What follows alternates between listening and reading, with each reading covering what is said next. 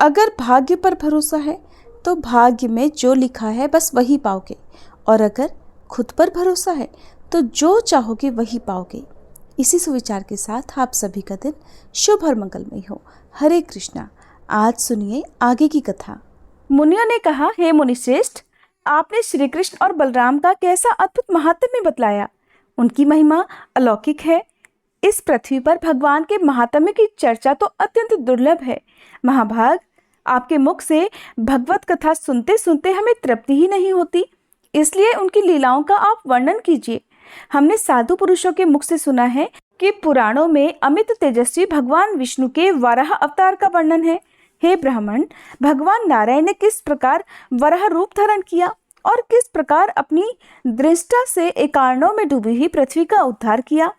सबको अपनी ओर आकृष्ट करने वाले परम बुद्धिमान भगवान श्री हरि की समस्त लीलाओं का हम विस्तार पूर्वक श्रवण करना चाहते हैं। तब व्यास जी इस प्रकार कहने लगे, मुनिवरों, तुम लोगों ने मुझ पर यह बहुत बड़े प्रश्न का भार रख दिया है। मैं यथाशक्ति तुम्हारे सभी प्रश्नों का उत्तर दूंगा। भगवान विष्णु की लीला कथा का श्रवण करो। भगवान विष्णु के प्रभाव को सुनने में जो तुम्हारा मन लगा है, ये तो बहुत ही बड़े सौभाग्य की बात है। इसलिए श्री विष्णु की जो जो लीलाएं हैं उन सब को ध्यान पूर्वक सुनो। वेद वेत्ता ब्राह्मण, जिन्हें सहस्त्र मुख, सहस्त्र नेत्र, सहस्त्र चरण, सहस्त्र कर, सहस्त्र शिरा, अविनाशी देव, सहस्त्र जिह्व, भास्वान, सहस्त्र मुकुट, प्रभु, हवन, सवन, सहस्त्र बाहु, होता, हव्य, यज्ञपात्र, पवित्रक, वेदी, दीक्षा, चरु, दर्वी, ध्रुवा, यूप, चक्र, उलूखल, यज्ञ भाग, हुतार्ची तथा यज्ञ में सनातन प्रभु कहते हैं। उन श्रीवत्स चिन्ह विभूषित देव देवेश्वर भगवान विष्णु के सहस्त्रों अवतार हो चुके हैं और समय समय पर होते ही रहते हैं। उनका जो वराह अवतार है वह वेद प्रधान यज्ञ स्वरूप है। चारों वेद उनके चरण और यूप उनकी दाढ़ें हैं। यज्ञ दांत और चित्तियां मुख हैं। साक्षात अग्नि ही उनकी जिह्वा, कुश रोमावली और ब्रह्म मस्तक है। उनका तप महान है। दिन और रात्रि उनके नेत्र हैं। वे दिव्य स्वरूप हैं। वेद उनका अंग और श्रुतियां आभूषण हैं। हविष्य, नासिका, श्रुवा, थूथन और सामवेद का गंभीर घोष ही उनका स्वर है। वे सत्य, धर्म स्वरूप, श्री संपन्न तथा गति और पराक्रम के द्वारा सम्मानित हैं। प्रायश्चित उनके नख, पशु उनके घुटने और यज्ञ उनका स्वरूप है। दक्षिणा उनका हृदय है। वे महान योगी और महायज्ञमय हैं। वेदों का स्वाध्याय उनका हार और एक प्रकार की होमाग्नि, जिसे प्रवर्ग कहते हैं, उनका आभूषण है। नाना प्रकार के छंद उनके चलने के मार्ग हैं। गूढ़ उपनिषद उनके बैठने के लिए आसन हैं। पृथ्वी की छाया रूप पत्नी सदा उनके साथ रहती हैं। वे मणिमय शिखर की तरह पानी के ऊपर प्रकट हुए। समुद्र, पर्वत, वन और काननों सहित समस्त पृथ्वी एकार्णव के जल में डूबी हुई थी। संपूर्ण जगत के आदि कारण और सहस्त्रों मस्तकों वाले भगवान ने वराह रूप में प्रकट होकर एकार्णव में प्रवेश किया तथा सब लोगों का हित करने की इच्छा से पृथ्वी को अपनी दाढ़ पर उठा लिया। इस प्रकार समस्त जीवों के हितैषी भगवान यज्ञ वराह ने समुद्र जल को धारण करने वाली समूची पृथ्वी का उद्धार किया। हे ब्राह्मणों, ये वराह अवतार का वर्णन हुआ। उसके बाद भगवान का नरसिंह अवतार हुआ। उस अवतार में भगवान ने नरसिंह रूप धारण करके हिरण्यकश्यपु नामक दैत्य का वध किया था। प्राचीन काल के सतयुग की बात है। दैत्यों के आदि पुरुष देवशत्रु बलाभिमानी हिरण्यकश्यपु ने भारी तपस्या की। वह 11,500 वर्षों तक शम, दम तथा ब्रह्मचर्य का पालन करता हुआ मौन व्रत लेकर जप और उपवास में लीन रहा। उसकी तपस्या और नियम पालन से स्वयंभू भगवान ब्रह्मा जी बहुत प्रसन्न हुए। उन्होंने हंस से जुड़े हुए सूर्य के समान तेजस्वी विमान द्वारा स्वयं आकर दैत्य को वरदान दिया। उनके साथ आदित्य, वसु, मरुदगण, देवता, रुद्रगण और विश्वदेव भी थे। ब्रह्मवेत्ताओं में श्रेष्ठ चराचर गुरु ब्रह्मा जी ने उस दैत्य से कहा, सुवृत, तुम मेरे भक्त हो और मैं तुम्हारी इस तपस्या से अत्यंत प्रसन्न हूँ। तुम्हारा कल्याण हो, तुम कोई वर मांगो और उसके द्वारा अभीष्ट वस्तु प्राप्त करो। तब हिरण्यकश्यपु बोला, लोक पितामह, देवता, असुर, गंधर्व, यक्ष, नाग और राक्षस मुझे मार न सके, तपस्वी ऋषि भी क्रोध में आकर मुझे कभी शाप न दें। किसी अस्त्र या शस्त्र से, वृक्ष या पर्वत से, अथवा सूखी या गीली वस्तु से, ऊपर या नीचे कहीं भी मेरी मृत्यु न हो। जो मेरे सेवक, सेना और वाहनों सहित मुझे एक ही थप्पड़ से मार डालने में समर्थ हो, उसी के हाथों मेरी मृत्यु हो। तब ब्रह्मा जी ने कहा, तात, ये दिव्य और अद्भुत वर मैंने तुम्हें दिए, इन संपूर्ण अभीष्टों को तुम निसंदेह प्राप्त करोगे। ऐसा कहकर पितामह ब्रह्मा जी ब्रह्म ऋषि गणों से सेवित विराज पद ब्रह्मधाम को चले गए। इसके बाद उस वरदान की बात सुनकर देवता, नाग, गंधर्व और मनुष्य ब्रह्मा जी की सेवा में उपस्थित हुए और कहने लगे, भगवान, इस वरदान से तो वह असुर हम लोगों को सदा ही कष्ट पहुंचाता रहेगा, इसलिए हमारे ऊपर प्रसन्न होकर उसके वध का भी कोई उपाय कृपया सोचिए। ब्रह्मा जी कहने लगे, देवताओं, उसे अपनी तपस्या का फल अवश्य मिलेगा। उसका भोग समाप्त होने पर वह अवश्य ही साक्षात भगवान विष्णु के हाथों मारा जाएगा। ब्रह्मा जी का यह वचन सुनकर सब देवता प्रसन्न होकर अपने अपने दिव्य स्थानों को चले गए। वरदान पाते ही उधर दैत्यराज हिरण्यकश्यपु अभिमान में आकर समस्त प्रजा को कष्ट देने लगा। आश्रम में रहने वाले सत्य, धर्मपरायण, जितेंद्रिय और उत्तम व्रतधारी महाभाग मुनियों को भी उसने सताना आरंभ कर दिया। स्वर्ग के देवताओं को हराकर तीनों लोकों को अपने अधीन करके वह महाबली असुर स्वयं ही स्वर्ग में रहने लगा। वरदान के मद से उन्मत्त होकर पृथ्वी पर विचरते हुए उस दानव ने दैत्यों को तो यज्ञ का भागी बनाया ही और देवताओं को उससे वंचित कर दिया।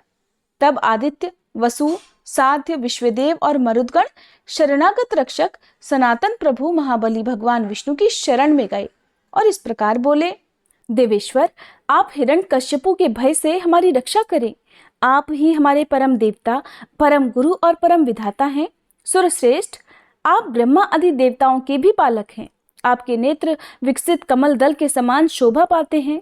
आप शत्रु पक्ष का नाश करने वाले हैं। भगवान, हमें शरण दीजिए और दैत्यों का संहार कर डालिए।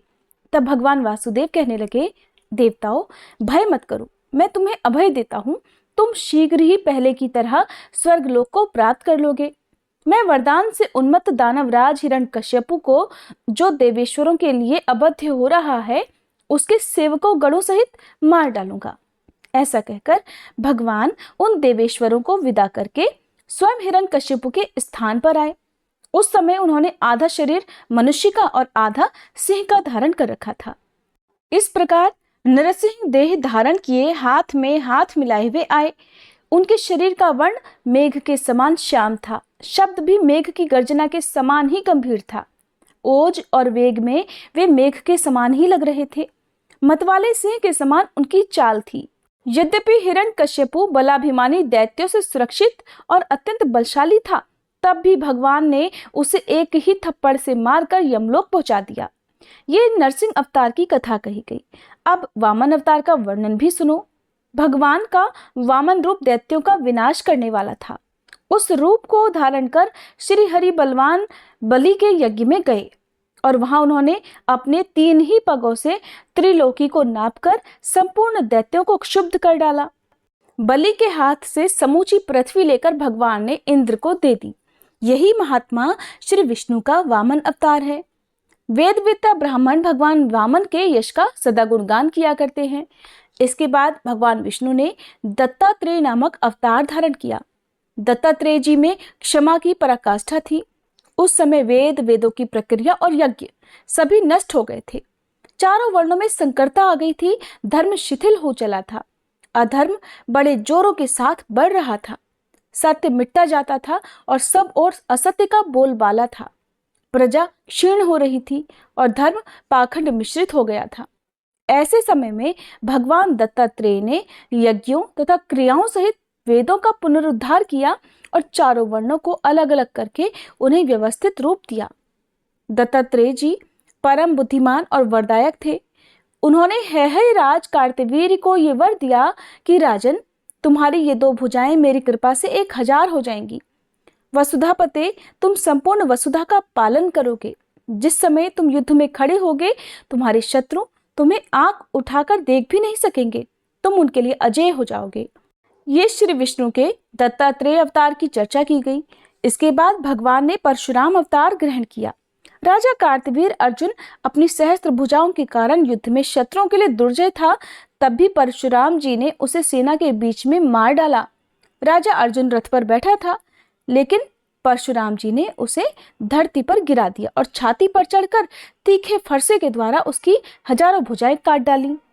उस समय कार्तवीर बड़े जोर जोर से चीखता चिल्लाता रहा। उन्होंने मेरुगिरी से विभूषित समस्त पृथ्वी पर करोड़ों क्षत्रियों की लाशें बिछा दी।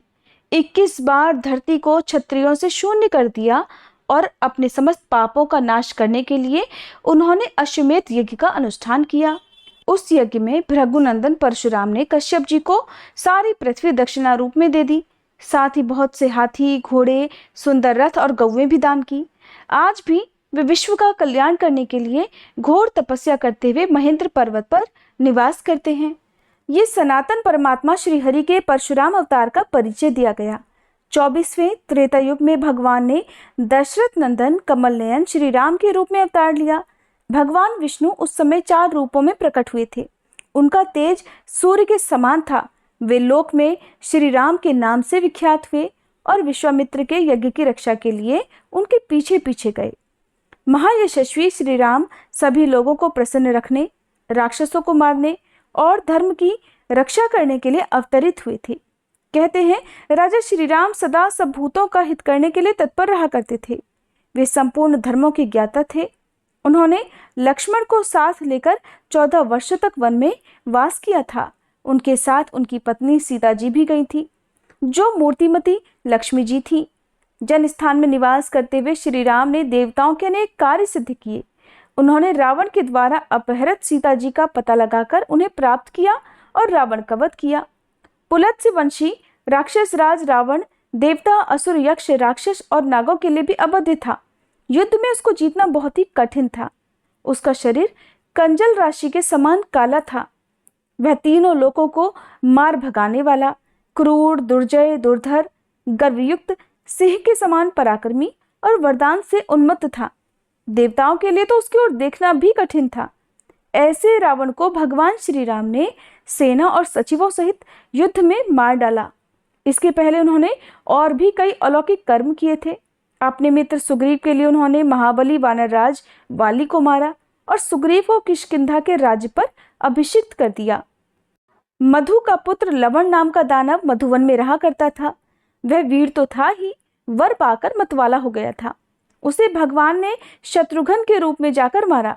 मारीच और सुबाहु नामक 2 बलवान राक्षस थे, जो शुद्ध अंतःकरण वाले मुनियों के यज्ञों में बाधा डाला करते थे।